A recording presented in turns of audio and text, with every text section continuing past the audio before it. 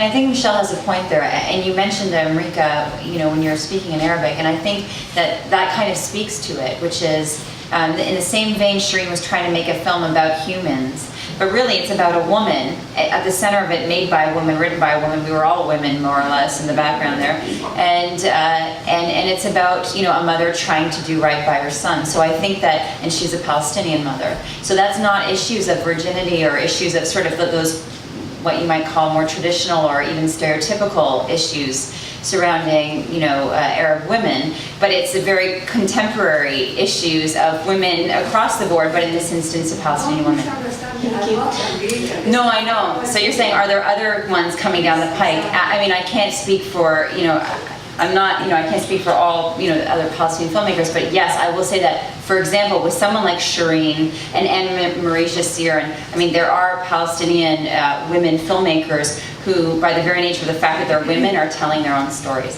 So I do think you'll see that. I could just pick up from the most recent point. I'm a Canadian living in Scotland. I'm very, very happy to be in Toronto just at this time of the festival, and I want to thank both the panelists very much for their talk. We just had the pleasure in Scotland of the premiere there of a film, Hudras, which I know is going to be shown in the festival here at the end of the week. And I think it plays its own part in answering this question, because one of the people in it is, you know, is a young Palestinian woman, and it has to do with nonviolent activity in that particular village, and so on. So I think, I do believe that there are examples, good examples from many filmmakers, which maybe answer the question that was just raised. But thank you again very much. It's great to be here. Thank you. I know that, for instance, Suleiman has talked a lot about having difficulty within the Arabic world because of things he may have shot or funding he may have received from, say, Israel, perhaps. And I'm wondering if either of you can speak to, as Arabic filmmaker or you know, a North American Arabic producer, running into problems kind of on home territory because things that you've done in the past have been misconstrued by the Arabic community.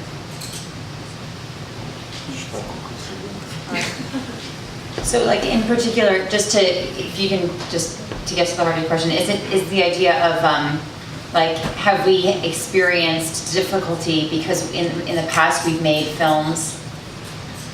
They may have been misrepresented. For instance, Suleiman had talked about at one point having a lot of trouble because he received Israeli funding for divine intervention. Right. And had backlash for that within the Arabic community. Or showing the Israeli flag in Chronicle of the Disappearance, you know, apparently a huge backlash because it was perceived to be a pro-Israeli statement. So I'm wondering if I didn't ever run into that kind of problem where something was misrepresented either in a film or how you had it funded that made things a little bit difficult to go forward with another project. So in any of the films that you made, was there ever a point where either the Arab community or the Palestinian community was upset or felt like something that you'd said in the movie or where you had gotten money from made it less Palestinian or sort of... you know, there are steps, okay? Perhaps in the 17th, the PLO had the Palestinian Film Institute. And well, the young directors in this time, they haven't, you know, they not needed to go to Europe or to another country because PLO give them money. Not only PLO, Fatah have their, you know, directors, if they'll pay and something like that. Okay. In the 17th. Okay, when I started, to me, I have one idea, and I believe that culture must be independent from the power, any power, left, right.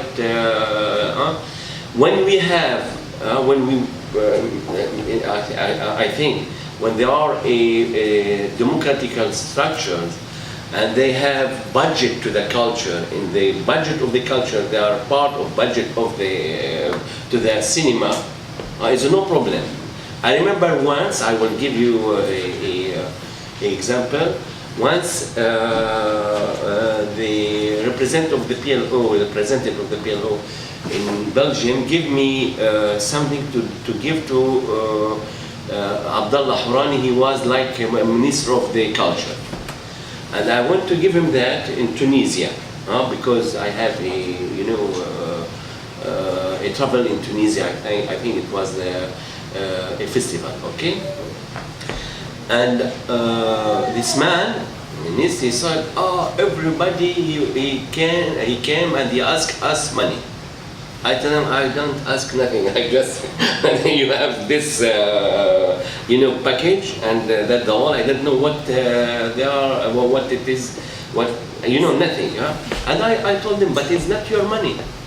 It's the money of the people. Why you don't structure in your minister a democratical mechanism?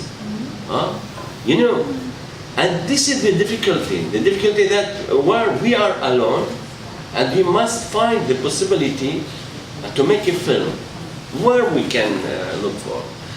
Our modest capitalist Palestinian, they don't dream or or think about to help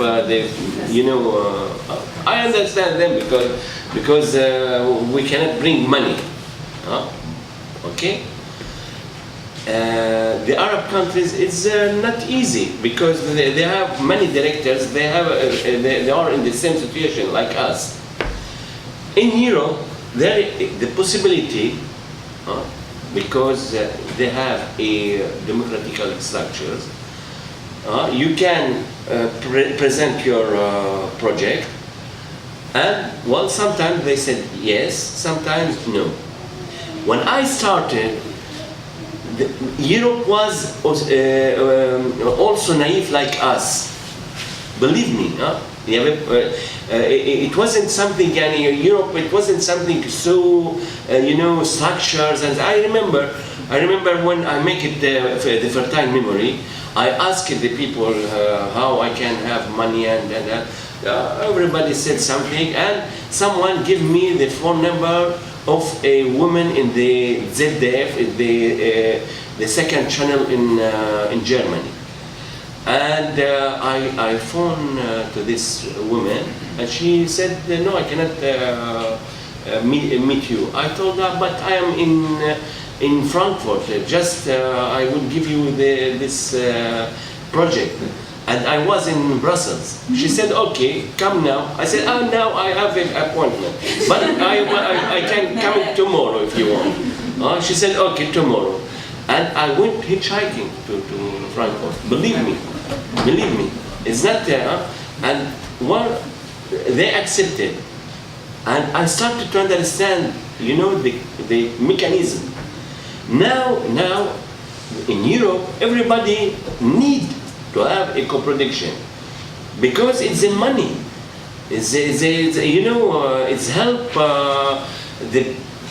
some producer to have a project, to have money, and they use our project or creativity. But once donnant, you give them something and they give you something. Okay. In the 18th and in the 19th, when we came with a European co-production, they said they are pro-Occidental people. No, but what to do? We must make something. We must produce and to tell our story.